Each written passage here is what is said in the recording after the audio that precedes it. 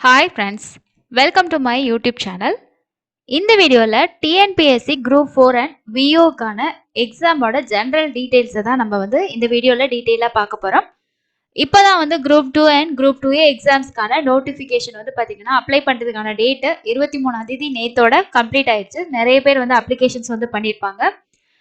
அது மட்டும் இல்லாம நிறைய பேர் குரூப் 4 எக்ஸாம்ஸ்க்கான நோட்டிஃபிகேஷன் இந்த மாசம் பாத்தீங்கன்னா ரிலீஸ் பண்ணுவாங்க. அதுக்கான எக்ஸ்பெக்டேஷன்ல நிறைய பேர் படிச்சிட்டு இருப்பீங்க. ஸோ அப்ளை பண்றதுக்கு எதிர்பார்த்துட்டு இருப்பீங்க. கண்டிப்பா இந்த வீடியோ உங்களுக்கு நிறைய இன்ஃபர்மேஷன்ஸ் கொடுக்கக்கூடியதா இருக்கும். லாஸ்ட் வரைக்கும் ஸ்கிப் பண்ணாம பாருங்க. யூஸ்ஃபுல்லா இருந்தா முடிஞ்ச வரைக்கும் நிறைய பேருக்கு ஷேர் பண்ணுங்க. So TNPSC group 4 and VO exams பாத்தீங்கன்னா மொத்தமா 5255 வேகன்சிஸ் இருக்கு அப்படின்னு சொல்லியிருக்காங்க. ஸோ இதோட நோட்டிஃபிகேஷன் ஆனுவல் பிளானர்ல பார்த்தோம் அப்படின்னா மார்ச் மந்த் வரும் அப்படின்ற மாதிரி சொல்லியிருக்காங்க. ஸோ இப்போதான் குரூப் 2ஓட எக்ஸாமினேஷனோட நோட்டிஃபிகேஷன் முடிஞ்சிருக்கு அப்படின்றனால நம்ம இப்போ வர்ற வாரத்தில் இதோட நோட்டிஃபிகேஷன் வரும் அப்படின்னு சொல்லி எதிர்பார்க்கலாம்.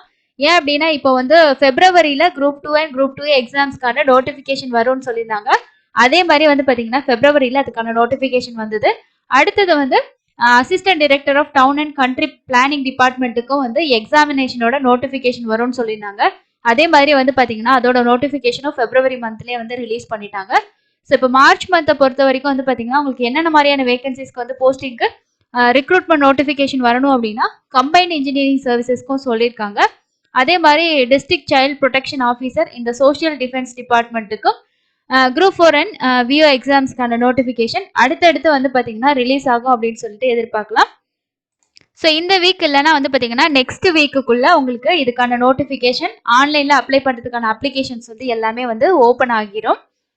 அண்ட் இன்னொரு முக்கியமான விஷயம் என்னன்னு பார்த்தீங்கன்னா டிஎன்பிஎஸ்சிலேருந்து நேற்று ஒரு அஃபிஷியல் ப்ரெஸ் நோட் கொடுத்துருந்தாங்க. நிறைய சமூக இணையதளங்களில் பார்த்தீங்கன்னா குரூப் 4க்கான எக்ஸாமினேஷன்ஸ் பற்றி நோட்டிஃபிகேஷன் வந்துருச்சு அப்ளை பண்ணுங்க இந்த மாதிரி நிறைய விஷயங்கள் பரவிக்கிட்டு வருது.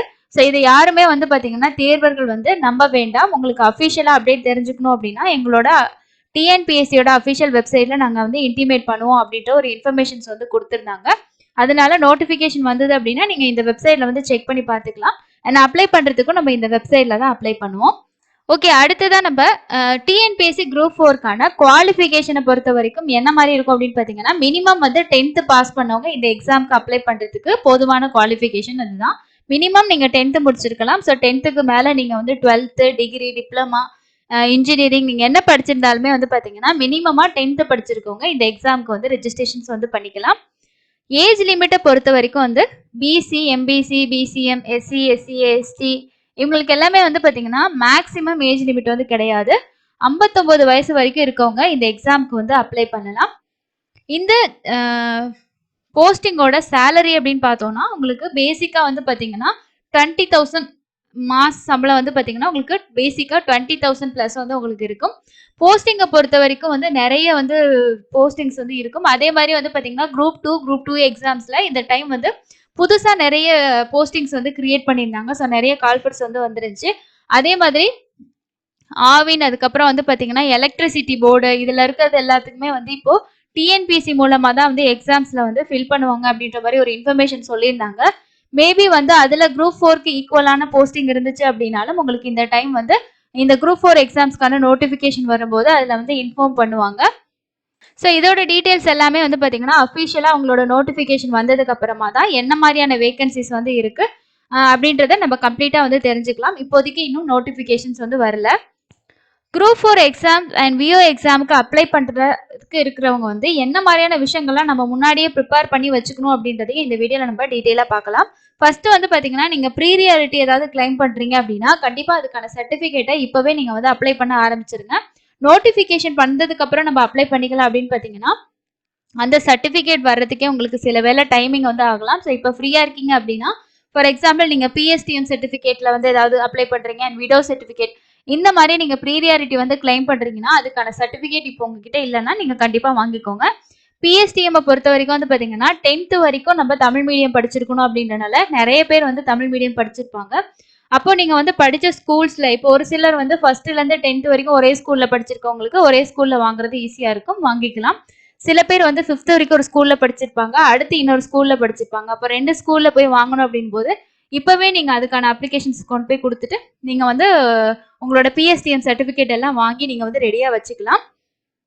அதே மாதிரி சில பேர் வந்து விடோ கேட்டகரியில அந்த மாதிரி அப்ளை பண்ணுவீங்க. ஸோ நீங்க விடோ சர்டிபிகேட்ல ஏதாவது வாங்காம இருக்கீங்க அப்படின்னா அதை ஆன்லைன்ல அப்ளை பண்ணி வாங்குற மாதிரியான ப்ரொசீஜர்ஸ் தான் இருக்கு.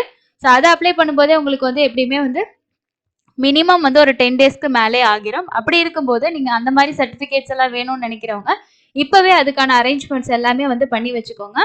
அடுத்ததான முக்கியமான விஷயம் என்னன்னு பாத்தீங்கன்னா, இப்போ குரூப் 2 எக்ஸாம்ஸ்க்கும் ஆதார் லிங்க் பண்றது அப்படின்றது அந்த அப்ளிகேஷன் நோட்டிபிகேஷன் முடியறதுக்கு முன்னாடி அப்டேட் பண்ணணும்னு சொல்லியிருந்தாங்க உங்களோட ஒன் டைம் ரெஜிஸ்ட்ரேஷன்ல. நிறைய பேர் வந்து பாத்தீங்கன்னா கடைசி டைம்ல வந்து அப்ளிகேஷன் பண்ணாங்க. ஆதார் வந்து லிங்க் பண்ணும்போது ஓடிபி வரல அப்படின்ற ஒரு இஷ்யூ வந்து ஒரு வாரமாவே வந்து பாத்தீங்கன்னா இருந்துச்சு. ஏன்னா டிஎன்பிஎஸ்சியோட சைட்ல என்ன சொல்லியிருந்தாங்கன்னா, அப்ளிகேஷன் ஓப்பன் ஆனதுமே அப்ளை பண்ண ஆரம்பிச்சிருங்க, கடைசி வரைக்கும் வெயிட் பண்ணிட்டு இருக்காங்க. லாஸ்ட் டைம்ல அப்ளை பண்ணும்போது வெப்சைட் ப்ராப்ளம், சர்வர் ப்ராப்ளம், இந்த மாதிரி ப்ராப்ளம்ஸ் எல்லாம் நீங்க ஃபேஸ் பண்ற மாதிரி இருக்கும் அப்படின்ற மாதிரி சில விஷயங்கள் வந்து சொல்லியிருந்தாங்க. அதே விஷயம் குரூப் 4 எக்ஸாமுக்கு அப்ளை பண்றவங்களுக்கும் கண்டிப்பா உங்களோட ஆதார் நம்பரை நீங்க வந்து உங்களோட ஒன் டைம் ரெஜிஸ்ட்ரேஷன் கூட லிங்க் பண்ணணும். ஸோ ஆல்ரெடி உங்ககிட்ட ஒன் டைம் ரெஜிஸ்ட்ரேஷன் இருந்துச்சு அப்படின்னா நீங்க குரூப் 2 எக்ஸாமுக்கு அப்ளை பண்ணலனாலும் இப்பவே வந்து லிங்க் பண்ணி வச்சுக்கோங்க, உங்களுக்கு ஈஸியா இருக்கும். இல்ல ஃப்ரெஷ்ஷா நீங்க அப்ளை பண்றவங்களும் வந்து இப்பவே நீங்க வந்து ஓடிஆர்லாம் ரெஜிஸ்ட்ரேஷன் பண்ணி வச்சுக்கலாம். அது ஒன்றும் தப்பு கிடையாது. நம்ம நோட்டிஃபிகேஷன் வந்ததுக்கு அப்புறம் நீங்க எக்ஸாமுக்கு அப்ளை பண்ண ஆரம்பிக்கலாம். நோட்டிஃபிகேஷன் வந்ததுக்கு அப்புறமா பொறுமையா பண்ணிக்கலாம்னு இருக்கும்போது சில பேருக்கு ஓடிஆர் ரெஜிஸ்ட்ரேஷன்லையும் அவங்களுக்கு வந்து ஓடிபி வரல, ஸோ வந்து சில ப்ராப்ளம்ஸ் வந்து இருந்துச்சு அப்படின்ற மாதிரி சில இன்ஃபர்மேஷன் வந்து ஷேர் பண்ணியிருந்தாங்க. அதனால கடைசி வரைக்கும் வெயிட் பண்ணாதீங்க, இப்பவே பண்ணி வச்சுக்கோங்க. ஆதார்ல உங்களோட மொபைல் நம்பர் வந்து லிங்க்ல இருக்கிறது இப்போ உங்ககிட்ட யூஸ்ல இல்லைன்னா கண்டிப்பா வந்து இப்பவே போயிட்டு அந்த மொபைல் நம்பரையும் நீங்க அப்டேட் பண்ணிக்கோங்க. ஸோ அப்டேஷன் ஆகுறதுக்கு உங்களுக்கு 2 டேஸ்லயே அப்டேட் ஆகலாம், 4 டேஸும் கூட ஆகலாம். ஸோ வந்து நம்ம கன்ஃபார்மா சொல்ல முடியாது இல்லையா, அதனால ஆதார் கூட லிங்க் ஆயிருக்கக்கூடிய மொபைல் நம்பர் உங்ககிட்ட இல்லைன்னா அதோட அப்டேட் பண்ணுங்க. வேற ஏதாவது ஆதார்ல உங்களோட நேம் கரெக்ஷனோ டேட் ஆஃப் பர்த் ஏதாவது மிஸ்டேக்கா இருக்கு அப்படின்னாலும் அது எல்லாமே நீங்க இப்பவே கரெக்ஷன்ஸ் கொடுத்துட்டீங்கன்னா நோட்டிபிகேஷன் வந்ததுக்கு அப்புறமா உங்களுக்கு எக்ஸாம்க்கு அப்ளை பண்றதுக்கு ஃப்ரீயா இருக்கும். இன்னும் ஒரு சில பேர் வந்து பாத்தீங்கன்னா இப்போ 10th 12th ஏதாவது முடிச்சுட்டு இப்போ நீங்க எக்ஸாம்ஸ் அப்ளை பண்ணலான்னு பார்த்துட்டு இருக்கீங்க அப்படின்னா உங்களோட 10th mark sheet 12th mark sheet எல்லாமே வந்து ரெடியா வச்சுக்கோங்க. அதே மாதிரி கம்யூனிட்டி சர்டிஃபிகேட் வந்து உங்ககிட்ட ஓல்டு கம்யூனிட்டி சர்டிஃபிகேட் இருக்கு அப்படின்னு சொல்லிட்டு சில பேர் வந்து இப்போ நியூவா வந்து டிஜிட்டல் சர்டிஃபிகேட்ல அப்ளை பண்றதுக்கு ஐடியாஸ்ல இருப்பீங்க. அந்த மாதிரி உங்ககிட்ட ஏதாவது ஐடியாஸ் இருந்தது அப்படின்னா அதெல்லாம் இப்பவே வந்து அப்ளை பண்ணி வாங்கி வச்சுக்கிறது ரொம்ப பெஸ்டா இருக்கும். எல்லா சர்டிஃபிகேட்டுமே ரெடியா வச்சிருந்தீங்க அப்படின்னா நோட்டிஃபிகேஷன்ஸ் வரும்போது அப்ளை பண்ணுங்க.